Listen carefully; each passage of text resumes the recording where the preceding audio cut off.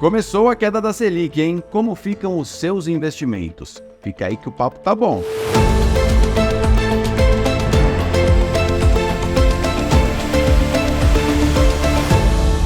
Turma, tô aqui com a Flávia Gaspar, especialista safra, apresentadora do Morning Call às quartas-feiras. Tudo bem, Flávia? Tudo bem, Poli, com você. Obrigada pelo espaço.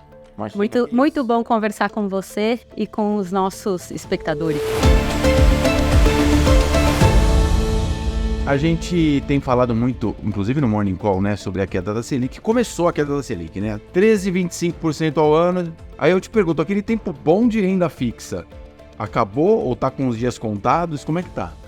Sim e não, né, Poli? A gente estava falando agora há pouco, não existe uma resposta cravada, né, do certo ou errado. A verdade absoluta, né? Exatamente. A taxa de juros no Brasil é ainda uma das taxas, se não a taxa mais alta do globo, né? Então ainda é uma excelente taxa para um país que tem condições muito boas, né? Então, para o investidor, a renda fixa acaba sendo ainda bastante atrativa, mas tem outras oportunidades que estão acontecendo no paralelo que o investidor precisa ficar de olho. Quando a gente escuta muito dizer a queda da taxa de juros começou, o Banco Central cortou meio ponto, veio muito na linha daquilo que nós estávamos projetando aqui no Safra, esse meio ponto era esperado pelo nosso departamento de macroeconomia, mas a gente não pode dizer que, renda fixa, agora vamos para a Bolsa, vamos para ativos de maior risco.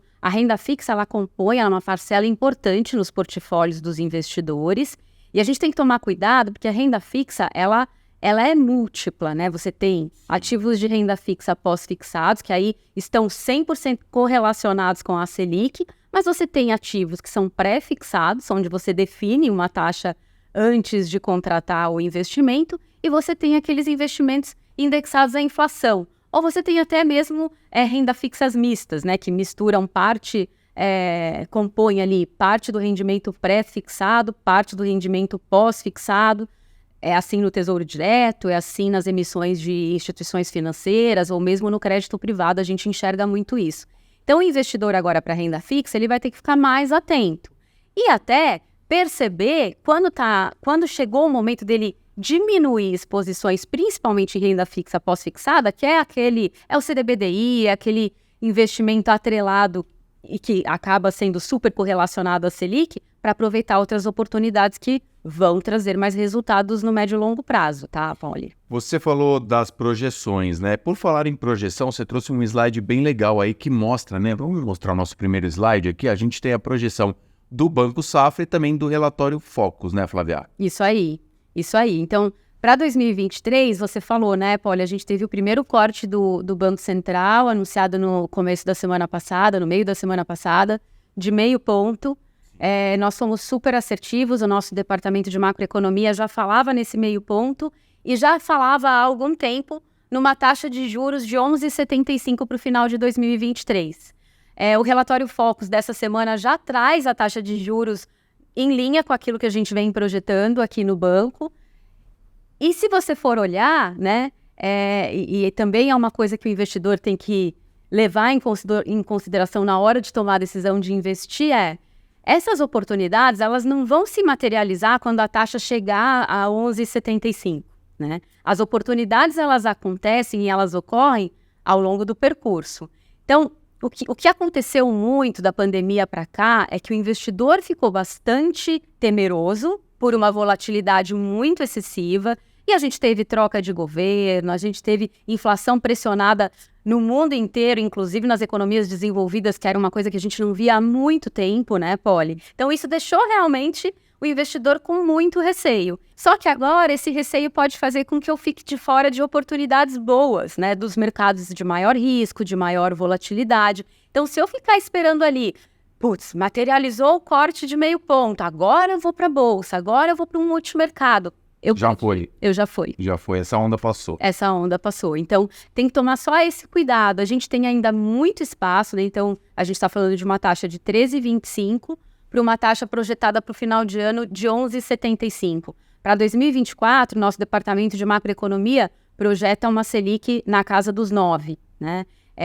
Então, isso denota que a gente tem aí muito espaço de uma economia melhorando, em expansão, crescimento das empresas, de consumo. Então, tudo isso, de fato, se materializando, a gente vai ter muita oportunidade até lá para o investidor aproveitar outras ondas que virão de otimismos nos mercados de maior risco. A onda passou, mas não é uma onda só, ela não vem toda de uma vez. Esses Não vem. 9, a casa de 9% ao ano, no final do ano que vem, não está totalmente incorporada nos preços das ações, por exemplo, né?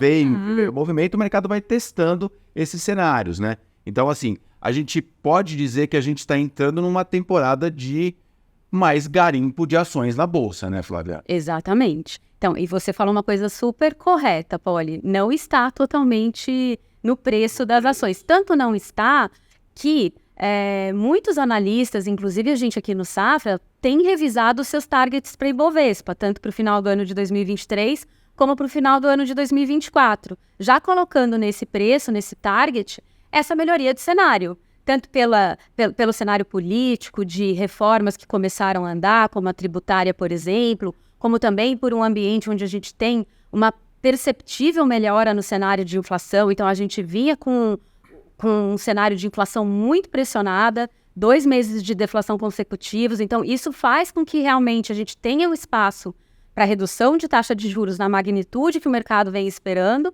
e outras oportunidades aparecerão. A gente estava falando de bolsa, né? Você falou aqui de se está no preço ou não. A gente viveu o melhor semestre de Bovespa nos últimos 3 anos. Olha aí. E esse semestre bom, né, de valorização da Bolsa, ele não aconteceu, ele não se materializou no momento em que o Banco Central anunciou o corte de taxa de juros de 0,5%.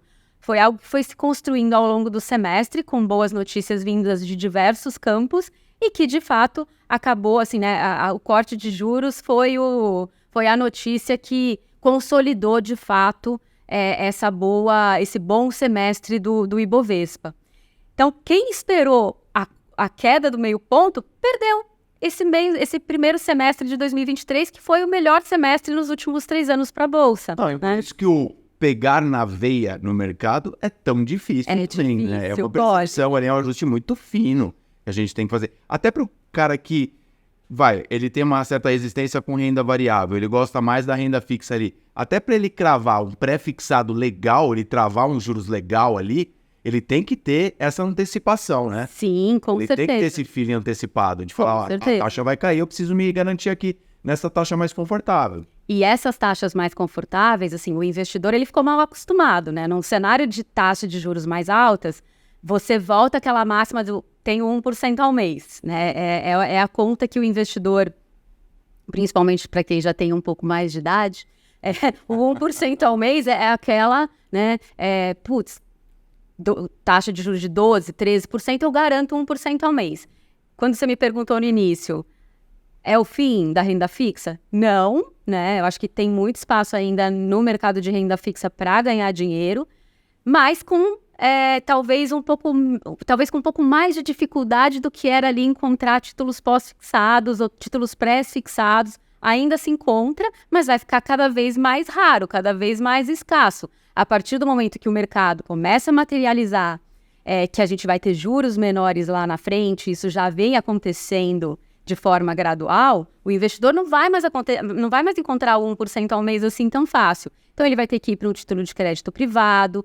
É sempre legal olhar os títulos referenciados à inflação. Quem acompanha o mercado de renda fixa percebe que essa melhoria ela vem acontecendo, e tanto vem acontecendo que os preços eles estão ficando menores. Os prêmios estão menores. Então, quem pegou taxa de juros ali, IPCA mais 6,5, IPCA mais 7, eu já não encontro mais isso no mercado tão fácil hoje. Ou se eu encontro, tem um outro risco ali, um risco de liquidez, de crédito embutido no meio do caminho. Então, vai precisar ter, sim, um certo cuidado, critério, escolher direitinho, mas a renda fixa ela ainda tem algumas oportunidades sim, tá, Polly? Agora, não é tão fácil a gente acertar, você falou, acertar na veia, né? Putz, se a gente descobrir, Polly... Acabou, né? Não é tão fácil. Tanto não é tão fácil que, assim, existem N estudos de quanto é difícil você acertar os melhores dias da Bolsa, se você perde os melhores dias da Bolsa, o quanto que você deixa de ter do resultado positivo da Bolsa em determinado período de tempo. Então, muitas vezes, você perde 3, 4 bons pregões Você perdeu o bonde, 6 meses de bolsa dos 3 pregões, que são os melhores pregões, você perdeu 50% do que se valorizou a bolsa, né? Sem contar o erro clássico, né? Pegando esse gancho aí, você olhar esse gráfico desses 4 pregões aí de alta, fala, É agora. nem caiu tudo.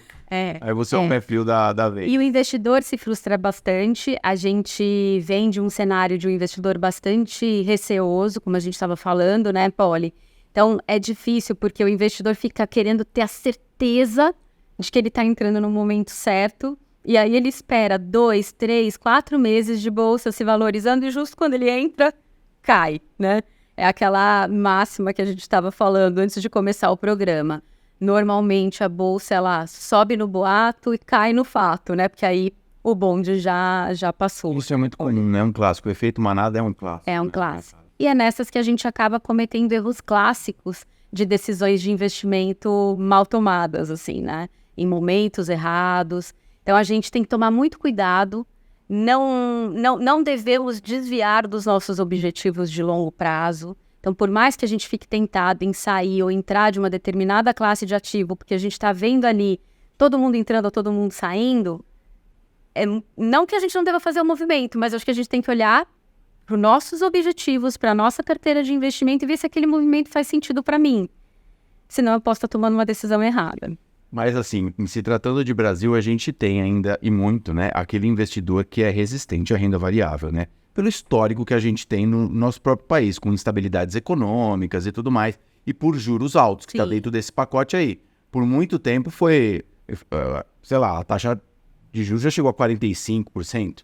O investidor faz a conta, né, Poli? Eu vou correr risco numa bolsa ou num ativo de maior volatilidade, sendo que a renda fixa eu fico aqui tranquilo e recebo meu 1% ao mês, né? O investidor, ele faz essa conta. Então, é difícil para o brasileiro se expor a mais risco justamente por isso, mas agora a gente está entrando num cenário de queda de taxa de juros, num ambiente aí de inflação que a gente tem que sempre fazer essa conta, né, Poli? Qual é, de fato, o dinheiro que eu estou pondo no bolso, e para isso eu tenho que descontar o custo do dinheiro, a inflação, né? E muitas vezes a rentabilidade que eu vou receber ali livre de inflação, com taxa de juros mais baixas, não vai estar contento ou não vai fazer com que eu atinja os meus objetivos de longo prazo. Então, é isso que o investidor precisa ter em mente.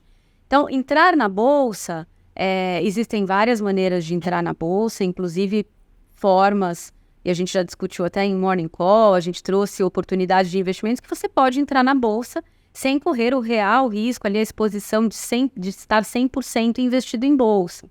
Tem estruturas que protegem capital, tem estruturas com rentabilidade mínima, garantida. Então, esse tipo de produto pode ser uma boa alternativa. Para quem também tem receio de entrar em bolsa, fazer isso com assessoria é também muito bom, né? Você não querer operar sozinho. Então, você tem os fundos, você tem carteiras recomendadas, tem formas de você começar a garimpar esse mercado sem estar sozinho, né? E amparado, assessorado ali por pessoas que entendem do mercado, pode. Eu ouvi uma entrevista esses dias e um gestor que disse, e é polêmico isso, né? O mercado defende muito a diversificação, até como forma de proteção. E ele dizia nessa entrevista que quem diversifica muito, no final das contas, acaba meio que empatando ali, se protegendo, ganha daqui, perde ali, fica meio que quase que num 0 a 0 ali, entre aspas. E ele dizia, eu acredito numa modalidade e vou com todas as minhas fichas, porque eu estudei essa modalidade, eu estudei essa empresa da bolsa, enfim, qualquer exemplo que vale. O que você pensa disso, Flávia? Ele falou com cabeça de gestor, né? O gestor, Poli, ele olha muito ali, é um movimento tático. Então, quando a gente fala aqui de bolsa, é uma oportunidade para a bolsa, porque com taxa de juros mais baixas, a gente tem um cenário de expansão na economia e isso, consequentemente, beneficia as empresas. Ele está olhando com a cabeça de gestor um movimento tático ali na carteira de um fundo, provavelmente que ele esteja fazendo a gestão. Nós, investidores comuns, a gente tem que pensar das duas formas. A diversificação, lógico, eu não vou querer colocar, diversificar demais, porque realmente você acaba tendo um efeito que não é o esperado, que é você proteger a tua carteira de movimentos de maior oscilação, mas buscando retornos no longo prazo. Então, diversificar é importante para isso. Mas você pode trazer essa cabeça um pouco mais tática para os movimentos da sua carteira. Se você é um investidor que tem mais apetite para bolsa, se você tem mais apetite para câmbio, para operações mais estruturadas, que demandem um pouco mais de estômago, digamos assim, você pode trazer essa visão tática para dentro da sua carteira. Se a gente for pegar, por exemplo, as últimas 4 decisões do nosso comitê de alocação, Poli, nós subimos a exposição em renda variável para os perfis que contemplam renda variável no portfólio. O que a gente está mostrando para o investidor aqui? Se você tem espaço na tua carteira para apostar um pouco mais de fichas numa classe de ativo, bolsa é uma boa hora agora. Então faz 4 meses que a gente vem aumentando a nossa exposição. Mas eu não posso deixar de diversificar nas outras classes, principalmente quando eu estou pensando no futuro, quando eu estou pensando nos meus objetivos de longo prazo, porque, como a gente falou, é super difícil você acertar o momento certo de cada classe de ativo, né, Tony? Para terminar, você trouxe uma tabela periódica que vamos dar uma olhada. Eu gosto muito, a gente usa muito esse tipo de gráfico, às vezes parece bem difícil de interpretar, mas ele não é. Essa tabela periódica, ela traz aqui todos os indicadores, Poli. Então, você pode observar que a gente tem o CDI, que a gente tem a Bolsa, dólar, o IFIX, o IMAB. E olha só, esse aqui, né, é a tabela periódica mensal. E se a gente passar para o próximo slide, que é a tabela periódica, que a gente tem os fechamentos de 2011 para cá, a gente consegue enxergar os movimentos dessas classes de ativo ao longo desses anos todos. E veja como é difícil acertar o momento certo de você entrar em cada classe de ativo. Se a gente for utilizar, né, o Ibovespa como exemplo aqui, Poli, de 2011 a 2015, nós tivemos anos muito ruins para a Bolsa. 2016 e 2017, 18 e 19 foram anos muito bons. Será que a pessoa conseguiu acertar, né? Nossa, é muito difícil. Aí o CDI que a gente estava falando agora há pouco, né? Putz, já é o momento da renda fixa, passou, se não passou. Lembra que a gente falou dos investimentos atrelados à taxa Selic, o CDIzão, né? Olha lá em 2023, o CDI, ele já não é mais a bola da vez, né?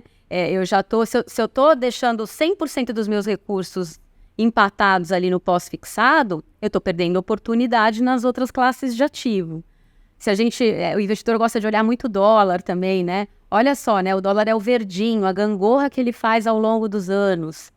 O próprio IMAB, né? A gangorra que ele faz ao longo dos anos. Então, se eu não tiver uma carteira que comporte todos esses movimentos e a diversificação nessas classes de ativo, ou eu vou ter problemas de perder dinheiro muito além daquilo que o meu perfil contempla em termos de risco, ou eu vou perder a oportunidade de ganhar dinheiro para minha carteira. Eu estava observando aqui o comportamento do S&P de 2021 para cá. Tá no topo em 21 ali, ó, com 26%, quase 27%. Depois menos 19% e agora 19%. Ou seja, esse é o mercado de ações. E o S&P é o azarão do ano, né? Porque com taxa de juros altas lá nos Estados Unidos, ninguém diria que a Bolsa Americana iria andar o que andou esse ano. E aqui, muito setor de tecnologia puxando a Bolsa para o alto ali nos Estados Unidos, com novas tecnologias sendo descobertas e exploradas como a inteligência artificial. Então, quando a gente olha com a lupa ali para a Bolsa Americana, o setor de tecnologia é o que impulsionou, porque a gente não esperava realmente um S&P dominando aí os indicadores de 2023, principalmente por conta das taxas de juros mais altas por lá, Poli. Mas aqui a gente tem um exemplo muito claro de como é difícil a gente acertar o momento certo de cada uma das classes de ativos. Por isso, se você tem convicção do seu perfil, convicção dos seus objetivos de longo prazo, é importante que você mantenha o teu foco e, como o gestor falou, talvez aproveitar oportunidades táticas para aumentar ou diminuir ali exposições em determinadas classes para potencializar o ganho da sua carteira naquele momento, mas sem perder o foco no longo prazo, naquilo que você se propôs quando você montou aquela estratégia. O longo prazo é sempre um grande amigo do nosso dinheiro, né? Exatamente, exatamente. Flávia, obrigado, uma aula. Volte sempre. Obrigada pelo convite. Pode deixar que eu volto. Valeu. Turma, a gente se vê na próxima. Até lá.